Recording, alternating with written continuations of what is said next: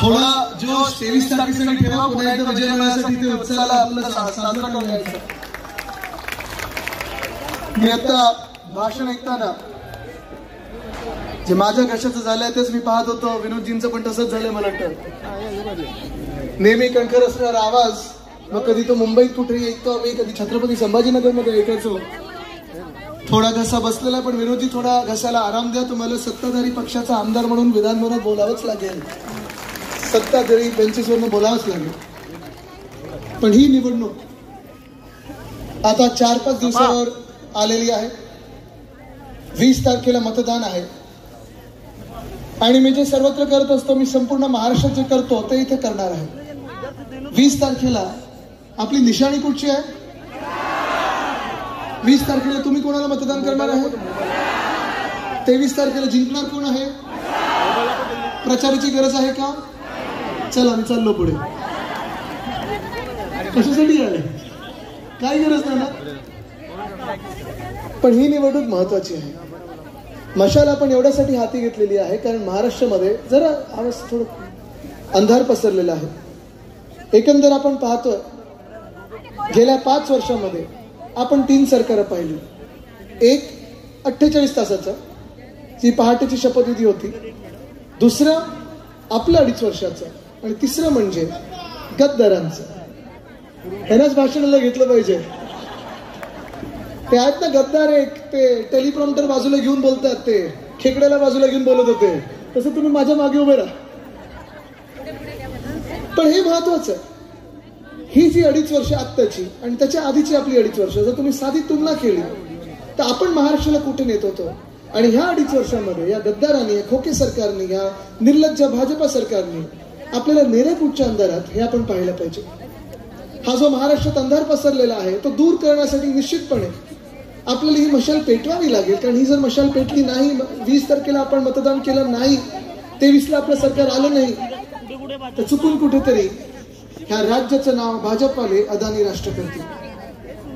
आणि आपण आतापर्यंत ज्या महाराष्ट्रात स्वाभिमानाने जगत आलेलो आहोत, जो महाराष्ट्र आपण पुढे नेत आलेलो आहोत, हा महाराष्ट्र असेल, आपली मुंबई असेल, हे अदानीला फुकटात देण्याचं काम हे जे भाजप करत आहे ते आपल्याला रोखावंच लागेल. मुंबईचा विषय जेव्हा आपण येतो तेव्हा पूर्ण एक वेगळा जग उघडतं. कारण अनेक आपले जे मंचावर लोक आहेत ते आधी नगरसेवक राहिलेले आहेत, वेगळ्या वेगळ्या पदांवर राहिलेले आहेत. मुंबई महानगरपालिकेत 25 वर्ष आपण मुंबईची सेवा केलेली आहे. आणि ह्या मुंबईच्या सेवेतून आपल्याला मुंबईचे अनेक प्रश्न आहेत ते असे पाठ झालेले आहेत, त्याचे उत्तर काय आहेत हे पाठ झालेले आहेत. आपण कधी कुठचं काम केलं होतं, भूमिपूजन कधी केलं, उद्घाटन कुठे केलं, त्या कामाची आज परिस्थिती काय आहे. आणि माझा जीव जळतो ह्याचसाठी की ज्या मुंबईला आपण 25 वर्ष सेवा दिली, ज्या मुंबईला आपण जपलं, ज्या मुंबईला आपण जोपासलं, ज्या मुंबईला आपण पुढे नेण्याचं काम केलं, तीच मुंबई आज हेच भाजपवाले, हेच एकनाथ शिंदेचे गद्दार गिळायला निघालेले आहेत, अदानीच्या घशात टाकायला लागलेले आहेत. हे मला दुःख आहे. मी जास्त वेळ घेणार नाही कारण आता निवडणुकीची वेळ आहे.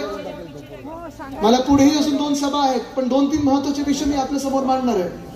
काय कोणाला स्टेजवर यायचं का? घ्या ना, मग येऊ दे ना, बसू दे वरती स्टेजवर, या. 2-3 विषय जे महत्वाचे मांडायचे आहेत ते आपल्या समोर मांडणार आहे. मग आपण ठरवायचं आपण आपल्याला मतदान करणार, मशालीला मतदान करणार की कमळावर मतदान करणार. पहिला विषय म्हणजे धारावी आहे. धारावी पुनर्विकासाचा जो विषय आहे तो सोपा विषय आहे. पुनर्विकास हा सगळ्यांना पाहिजे. जसं आता गोसाळकर साहेब बोलले की सगळे जे झोपडपट्टी धारक आहेत त्यांना पुनर्विकासाचा जो प्रश्न आहे तो सोडून पाहिजे, घरं पाहिजेत, हक्काची घरं पाहिजेत, निश्चितपणे पाहिजे. पण अदानी जो विकास करत आहेत तो फक्त धारावीचा नाही करत आहेत, धारावी सोडून स्वतःचा विकास करत आहेत आणि त्याला आपण विरोध करायचा. कदाचित तुम्हाला वाटेल अरे आदित्य इथे येऊन आपल्याला धारावीबद्दल काय सांगतो, दहिसर आणि धारावीचा काय संबंध आहे. ही मुंबई आपली आहे, इथे आपलाच आवाज चालणार. पण आज आपण ऐकतोय, आपण पाहतोय, डोळ्या देखत पाहतोय, मुंबईमध्ये धारावीचे 300 एकर, त्याच सोबत 250 एकर अजून लावले, म्हणजे 540 एकर धारावीमध्ये, आणि मुंबईमध्ये साधारणपणे मुंबईभरात अजून 540 एकर, म्हणजे जवळपास 1080 एकर गोसाळकर साहेब हे अदानीला देत आहेत. संजयजी हे देखील आपण बोरिवलीत पण सांगायलाच पाहिजे. भूषणजी आपण तर लढत आहातच, लोकसभा जास्ती लढली आपण, आता देखील आपण मैदानात आहात. आपण काही अदानीचा विरोध, काँग्रेस असेल, आपण असेल, उगाच अदानी म्हणून करत नाहीये. उद्योगपतींची गरज आहे आपल्याला आणि उद्योगपतीच पुढे नेतात राज्य आणि राष्ट्र. उद्योगपती हे जॉब क्रिएशन म्हणजे रोजगार निर्मितीमध्ये महत्वाचे असतात. पण अदानी जे करत आहेत ते रोजगार नाही करत नाहीत निर्माण. जवळपास धारावीमध्ये 2 लाख लोकांना बेघर करणार आहेत. या मुंबईत 5,500 कोटीचा जो प्रीमियम आहे तो स्वतःसाठी वाचवणार, स्वतःला देणार आणि मुंबई महानगरपालिकेला विकेचा कटोरा घेऊन स्वतःसमोर उभे करणार. त्याच सोबत आपले तुमचे आमचे 1080 एकर ह्या मुंबईचे स्वतःच्या घशात घालणार आहे. आज मी तुम्हाला विचारतोय, इथे तुम्ही सगळे मुंबईकर आहात ना? किती वर्ष तुम्ही मुंबईत राहताय? जन्म इथला, आई वडील इथलेच, म्हणजे पिढ्यान पिढ्या आपण इथे राहतो ना. आता तुम्ही मला सांगा, तुमचं घर सगळ्यांचं एक तरी आपल्या मुंबईत घर असावं, हे आहे? तुम्हाला वाटतं की तुम्हाला ह्या मुंबईमध्ये जर तुम्ही उद्या मंत्रालयात गेलात आणि सांगितलं की माझं नाव अदानी नाहीये, माझं नाव अमुक अमुक आहे, तुम्हाला एक तरी स्क्वेअर फूट मोफत मिळणार आहे? तर तुम्हाला मुंबईकर म्हणून 1 स्क्वेअर फूट, मग तुमची जात कुठची असो, धर्म कुठची असो, भाषा कुठची असो, मुंबईकर म्हणून जर तुम्हाला 1 स्क्वेअर फुटाचं घर, 1 स्क्वेअर फूट या मुंबईमध्ये 1 इंच मोफत मिळणार नसेल, मग अदानी कोण लागून गेले? त्यांना 1080 एकर फुकटात मुंबई मिळाला. सोपं गणित आहे. बरं, ते जे त्यांनी बनवून ठेवलेले भूत जे आपल्या डोक्यावर आता बसलेलं आहे, 540 एकर धारावीमध्ये, बाहेरचे 540 एकर, ते बाहेरचे 540 एकर म्हणजे कुर्ला येतं त्याच्यात, मड येतं त्याच्यात, एरंगळ येतं त्याच्यात घाटकोपर येतं, विक्रोळी येतं, दहिसर चेकनाका येतो, दहिसर येतं, अजून कितीतरी, म्हणजे एवढे भूखंड त्यांनी घेतलेले आहेत. आणि इथे भूक थांबलेली नाही, अजून पाहिजे. कारण भाजपने हे ओळखलेलं आहे की मुंबईला केंद्रशासित करू शकत नाही. मुंबईला शिवसेना असताना मुंबई राजकीय दृष्ट्या जिंकू शकत नाहीत. मग करायचं काय? जिंकायचं कसं? मुंबईवर मालकीचा हक्क दाखवायचा कसा? तर अदानीच्या घशात घालायचं. मी तुम्हाला सांगतोय, आज हा आपण निर्णय घ्यायला पाहिजे, निर्धार करायला पाहिजे, सगळ्यांनी ते ठरवलं पाहिजे. कारण ही लढाई आपल्या मुंबईच्या अस्तित्वाची आहे. ही लढाई, मी तुम्हाला पुन्हा एकदा सांगतो, शिवसेनेच्या अस्तित्वाची नाहीये, राष्ट्रवादीच्या अस्तित्वाची नाहीये, काँग्रेसच्या अस्तित्वाची नाहीये. ही लढाई राजकीय नाहीच आहे, ही लढाई सामाजिक आहे. ही लढाई मुंबई आणि महाराष्ट्राची आहे. जर तुम्हाला महाराष्ट्राचं नाव अदानी राष्ट्र करायचं नसेल तर तुम्हाला महाविकास आघाडीला मतदान करावंच लागेल.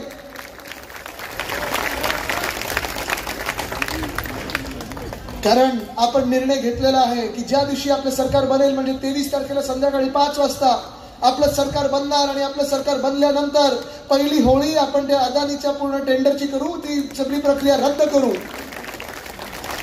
धारावीकरांना घरं घ्यायचेत ना, ते आपण तिथेच देऊ. पण आज 2 लाख लोकांना तिथून बेघर करणार, आपल्या दहिसरमध्ये आणणार, मुलुंडमध्ये आणणार. धारावीकर पण आपलेच आहेत. पण जर तुम्ही त्यांना घरं देणारच असाल तर मूळ त्यांचं धारावीतच द्या ना. त्यांचे व्यवसाय तिथे आहेत, पारंपरिक व्यवसाय आहेत, अनेक जाती जमाती समाज तिथे राहतात, अनेक धर्म अनेक वर्ष राहत आलेले आहेत, त्यांचे व्यवसाय तिथेच आहेत, कोळीवाडे आहेत तिथे.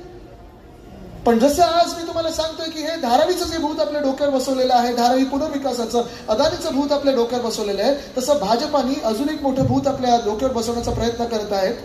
ते म्हणजे मुंबईतले कोळीवाडे. मला माहित नाही आपण इथे किती कोळीवाड्यात राहतं लोक आहेत. तिथे कोळीवाड्यातले गावठाणातले आहेत का? जरा हात वरती करा. कोण आहेत तुम्ही सगळे? आलो मी इथे, मी विकास कामाला आलोच आहे, मीच नारळ फोडला अर्ध्या ठिकाणी. इथे अनेकदा मी इथे फंड दिलेला आहे, पालकमंत्री म्हणून पण फंड दिलेला आहे, खूप वेळा आलेलं. पण इथे मी विचारतो किती लोक, जरा हात वरती करून दाखव. कुठे राहता तुम्ही? एकसरगाव, दहिसर गाव का? ठीक आहे. मी तुम्हाला विचारतोय, जसं मी अदानी बद्दल सांगितलं तुम्हाला, जसं धारावी बद्दल सांगितलं तुम्हाला, जी मुंबई आपली खायला निघायला, जी मुंबईचं रक्षण आपल्याला करायचं, तसं तुम्ही आता ही ड्राफ्ट हाऊसिंग पॉलिसी होती त्याच्याबद्दल ऐकलंय, बघितलंय, वाचलंय? नाही वाचलंय. 30 तारखेप्रमाणे हीच गफलत आपल्या मुंबईकरांमध्ये होत आहे, हीच गडबड आपल्यामध्ये होत आहे की जे सरकार शासन निर्णय काढत आहे ते आपण वाचत नाही आहोत. मागून म्हणजे आपल्याला काय वाटतं विनोदजी, की कधीतरी हे सरकार आपलं टोल माफ करतं. 50 रुपये माफ झाले, संजयजी 40 रुपये माफ झाले की आपल्याला वाटतं हा दिलासा, 40 रुपये मला भरायचे नाहीत, 45 रुपये मला भरायचे नाहीत, टोल माफी झालं, सुटला विषय. पण असं नाहीये. तुम्हाला 45 रुपये भरायचे नाहीयेत, पण त्याच वेळेला अदानीला आणि त्यांच्या आवडत्या बिल्डरांना 45,000 कोटी ते 50,000 कोटीची गिफ्ट, हे सगळे एकनाथ शिंदे सरकार, भाजप सरकार, मुंबईची जी पैसे आहेत, मुंबईच्या हक्काचे पैसे आहेत, मुंबईच्या जे जमीन आहेत त्या त्यांना देत आहेत. जवळपास आपल्या राज्यामध्ये 7 जिल्ह्यांमध्ये आपले कोळीवाडे आहेत, गावठाणा आहेत. ज्या कोळीवाड्यांचं सीमांकन आपल्या महाविकास आघाडीच्या काळात सुरू केलं होतं आपण, ह्या निर्लज्ज सरकारने स्थगिती दिली. ह्याच कोळीवाड्यांसाठी मी सांगितलं होतं, मी पत्र लिहिलं होतं की डेव्हलपमेंट कंट्रोल रूल जे आहेत DCPR त्याच्यात वेगळं प्रावधान असायला पाहिजे. कोळीवाड्यांचे जे काही प्रश्न आहेत ते वेगळे आहेत.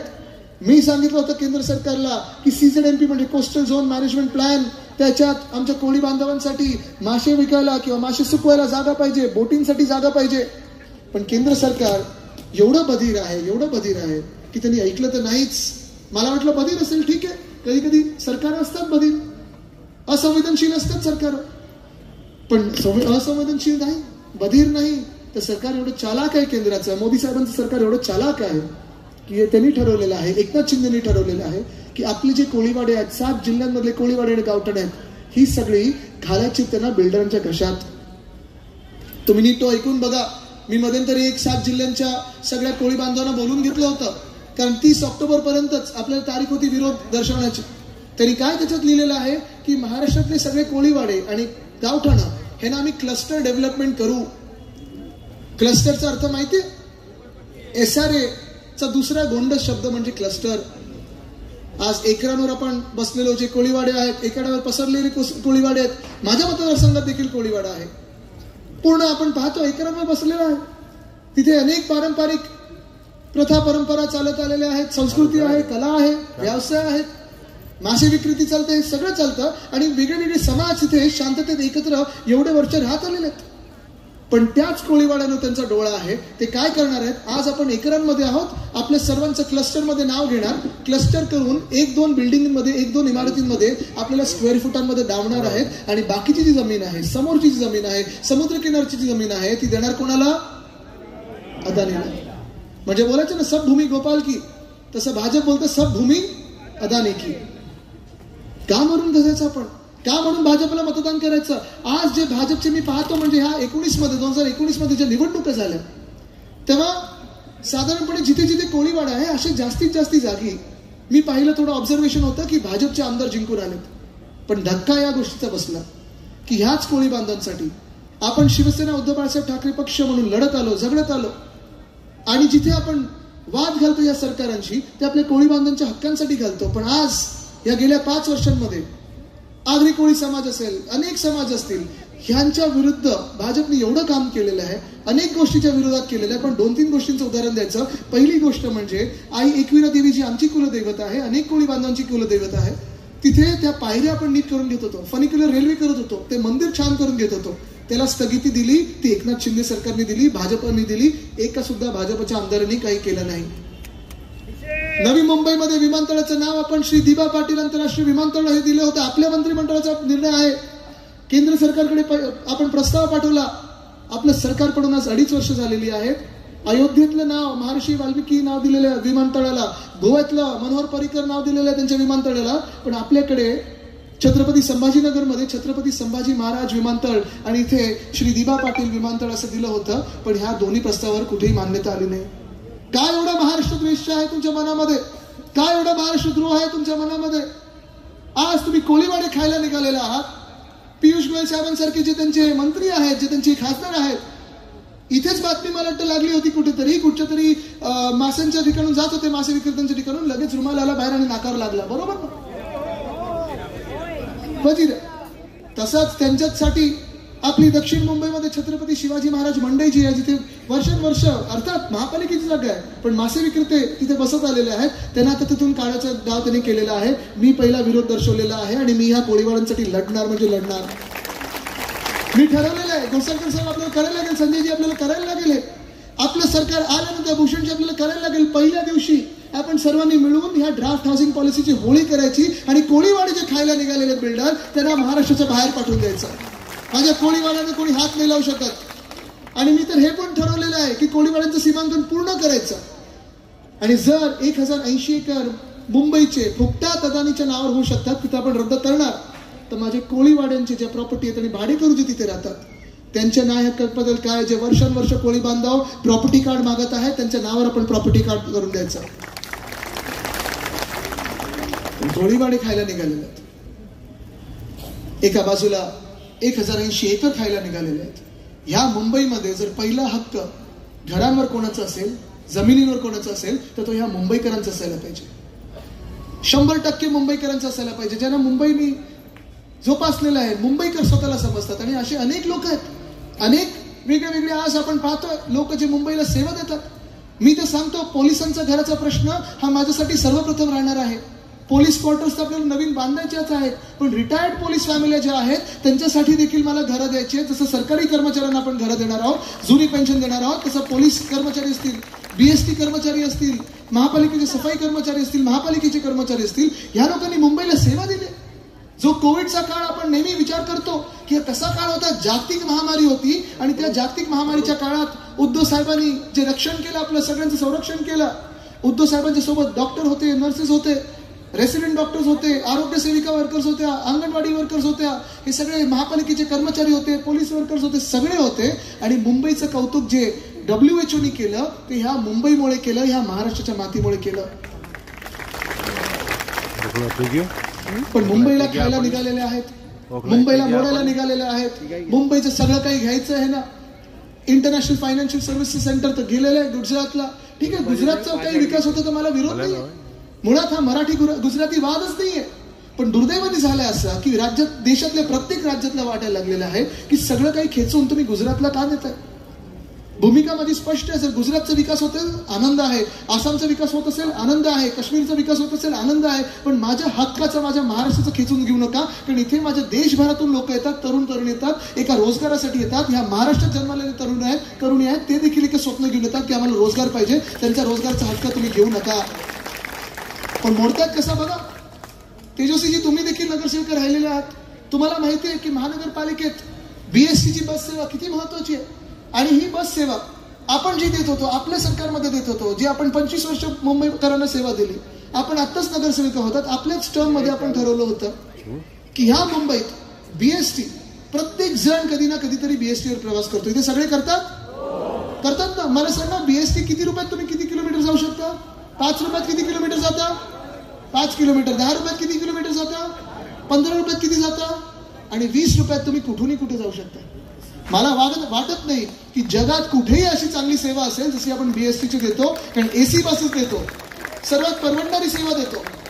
पण ह्या राज्याचं दुर्दैव असं, ह्या सरकारचं जे पूर्ण घातलेलं आहे, जे दाव त्यांनी टाकलेलं आहे, या सरकारने जे ठरवलेलं आहे की आज ह्या महाराष्ट्राला मोडायचं, या मुंबईला मोडायचं, हे एकनाथ शिंदेने ठरवलेलं आहे. आणि ह्याच सरकारमध्ये जर आर्थिक कणा मुंबईचा मोडायचा असेल तर मोडायचं कसं जर त्यांनी पाहिलं, त्यांनी अभ्यास बरोबर बारकाईने केला तर BST बंद करा. BSTची सेवा आज अनेक मुंबईकर घेत असतात, अनेक मुंबईकर BSTवर चढतात, कुठूनही कुठे जातात. सर्वात परवडणारा प्रवास हा BSTचा असतो. 5 रुपयात कुठून कुठे जातात. आपलं सरकार असताना आपलं स्वप्न होतं आणि ते मी पूर्ण करून दाखवणार की मुंबईमध्ये 10,000 इलेक्ट्रिक बसेस कमीत कमी आपल्याला इथे धावायच्या आहेतच. 900 डबल डेकर बसेस आणायचे. कारण जगातली सर्वात परवडणारी सेवा ही BST आहे. पण हळूहळू गेल्या 2 वर्षामध्ये BSTचे जे कर्मचारी आहेत त्यांचे पेन्शन बंद केले, ग्रॅच्युटी बंद केली. BSTला जे जाणारे पैसे आहेत ते MMRDला द्यायला लागले, स्वतः खायला लागले, स्वतःच्या कॉन्ट्रॅक्टर्सना द्यायला लागले. पण BST बंद करायला लागले. तर का? तर BST बंद केली. आणि BST प्रत्येक दिवशी 33 ते 35 लाख लोकांना घेऊन फिरते. ही आपली BST बस आहे. ती जर बंद केली तर मुंबईतला जो कष्टकरी माणूस आहे, मेहनत घेणारा माणूस आहे, घाम घालणारा माणूस आहे, हा जाणार कसा कामावर? एकदा काम बंद झालं, बेरोजगार हा पण झाला की मुंबई सोडून आपला मराठी माणूस जाणार, मुंबईकर बाहेर जाणार. आणि मग दुर्दैवानी ही मुंबई होणार कोणाची? अदानी. बस पण बंद केली. हेच तर मी सांगतोय. आता किती 2000 वर आल्यात. 2000 वर आल्यात. आणि ऐन दिवाळीच्या वेळी, म्हणजे आपल्याला हे हिंदुत्व शिकवतात हेच भाजपवाले, दिवाळीच्या वेळी 2-2 मेगा ब्लॉक रेल्वेमध्ये करतात. इथेच ह्या मुंबईमध्ये बसेस कमी करतात. आज पाहतो मी गच्चडी मोठ्या लाईन लागलेल्या बसवर चढायला आणि बस बंद केल्यात. पण हे आपल्याला बाहेरून येऊन उत्तर प्रदेशचे मुख्यमंत्री मॉडेल शिकवतात विकासाचं, गुजरातचे मुख्यमंत्री मॉडेल शिकवतात विकासाचं. मी आज त्यांना सांगतोय, योगी साहेब जरा बघा स्वतःच्या राज्यामध्ये. आज 10 लहान मुलं गेलेले तुमच्या राज्यामध्ये. राजकारण करायचं नाहीये पण तिथे लक्ष द्या. तुम्ही जास्ती राजकारण करताय. राज्य चालवते कोण? तुमच्याच राज्यामध्ये कोविडच्या काळी गंगे जशी शवा वाहत होती तसं ह्या महाराष्ट्रात आम्ही करू दिलं नाही. आम्हाला येऊन विकास शिकवू नका, महाराष्ट्राला हिंदुत्व शिकवू नका. गुजरातमध्ये सुरत असेल, अहमदाबाद असेल, जसं रस्त्यावर ऑक्सिजनसाठी लोक त्रस्त होती, हैराण होती, मरत होती, तसं महाराष्ट्रात आम्ही करू दिलं नाही. कुठचीही जात असो, कुठचीही धर्म असो, कुठचीही भाषा असो, आम्ही ह्या मुंबईकरांसाठी महाराष्ट्राचं संरक्षण केलं, सेवा दिली. तुम्ही आम्हाला विकासाचं आणि हिंदुत्वाचं शिकवू नका. पण पुढच्या 5 दिवसामध्ये सगळीकडे हे फिरायला लागतील. भाजपवाले हुशार आहेत, कारण त्यांना कोळीवाडा खायचा, संपवायचा. त्यांना मुंबई घालायची अदाची घशात, मुंबईची BST संपवायची आहे, मुंबई लुटायची आहे. हे भाजपचं एकच चालतं, लुटायचंच असतं. पण हे येतील, इथे पण कदाचित सभा घेतील आणि भाजपवाले येतील आणि सभा घेतल्यानंतर सुरू करतात काय, कटेंगे तो बटेंगे, एक है तो सेफ है. हे ते कटेंगे बटेंगे चटेंगे लुटेंगे तेवढंच चालतं त्यांचं. म्हणजे गलीबॉय मध्ये भाजपला टाकलं की रॅप चांगला होईल. पुढे त्यांना काही भूमिका नसतेच. हरायला आलं की सुरू करतात, हिंदू मुस्लिम बोलतात, मग जाती जातीमध्ये हिंदूंमध्ये वाद निर्माण करतात. काही नसेल तर इंडिया पाकिस्तान बोलून टाकतात, काही नसेल तर बांगलादेशवर बोलून टाकतात. अहो भाजपवाल्यांनो, तुम्ही आमच्या मुंबईत येताय, तुम्ही आमच्या महाराष्ट्रात येताय. केंद्र सरकार बहुमताचं तुमच्याकडे आहे. 10 वर्षाचं तुमचं केंद्र सरकार असेल आणि त्या बहुमताच्या केंद्र सरकारमध्ये जर आज तुम्ही बोलताय की हिंदू खतरेमध्ये आहे, तर भाजप नसलेली बरी. बरोबर आहे ना?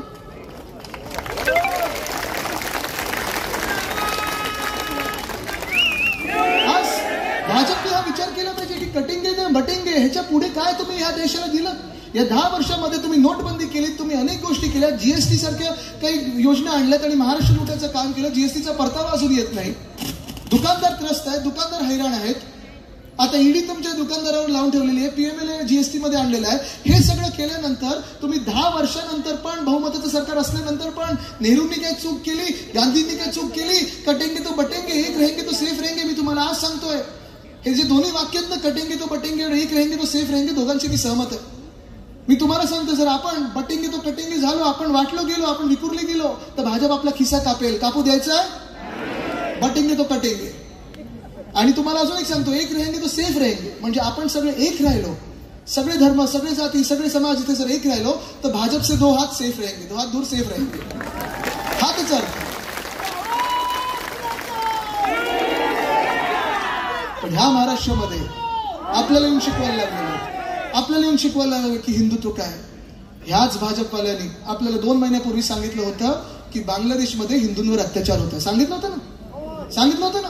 आणि त्याचसाठी मग तिथे हिंदूंवर अत्याचार होत आहे, तर भाजप इथे हिंदू मुस्लिम दंगली घडवण्याचा प्रयत्न करत होता. इकडचे हिंदू आपले, इकडचे मुस्लिम आपले, दोन्ही आपल्या देशाचे नागरिक, इकडचेच हिंदुस्थानी, इकडचेच भारतीय. पण वाद कोणामध्ये लावतात? आपल्यामध्ये लावतात. आणि जय शाह क्रिकेट कोणाबरोबर खेळतात? तर त्याच बांगलादेशबरोबर खेळतात ज्यांच्यावर तुम्ही आरोप करताय. हे तुमचं हिंदुत्व. राम मंदिर देखील, कुठचं मंदिर आपण अपूर्ण असताना उद्घाटन करतो कधी? ह्याला पाप समजतात, शाप समजतात. पण अयोध्या देखील त्यांनी स्वतःच्या स्वार्थासाठी निवडणुकीच्या पूर्वी उद्घाटन करून घेतलं. आज आपण पहा, प्रभू श्री राम जिथे जिथे गेले होते या देशामध्ये, तिथून भाजप गायब झालेली आहे, हरली. हे ह्यांचं नकली हिंदुत्व. आपल्या मंदिरांच्या जमिनी खायला पाहतात, कॉरिडॉरच्या नावात मंदिरांची जमिनी खायला पाहतात. मुंबादेवीचं मंदिर असेल, पंढरपूरचं असेल की कुठचे असेल, कॉरिडॉर बनवायचं, आजूबाजूच्या लोकांना सगळ्यांना दुसरीकडे देऊन टाकायचा, प्रकल्प कसं करायचं, आणि मग स्वतः आजूबाजूच्या जमिनी आहेत त्या खायच्या. लोधा नावाचे एक ग्रस्त आहेत, ऐकलं तुम्ही? पालकमंत्री होते, बिल्डर मंत्री होते, ऐकलं तुम्ही? भाजपचे आमदार आहेत, ऐकलं तुम्ही?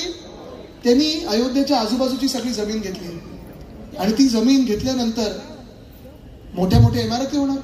आणि आज मी त्यांना विचारते, लोधा साहेब, तुम्ही ज्या इमारती बांधताय, तुम्ही आम्हाला हिंदुत्व शिकवायला येत आहे, ह्या इमारती तुम्ही करोडोंना विकणार आहात की कारसेवकांना मोफत देणार आहात? ते पहिलं सांगा आम्हाला. सांगा, तुम्ही धंदा करणार की मोफत देणार? पण हे करायचं नाही, नुसतं दुसऱ्यांना शिकवायचं हिंदुत्व. आपल्या देशामध्ये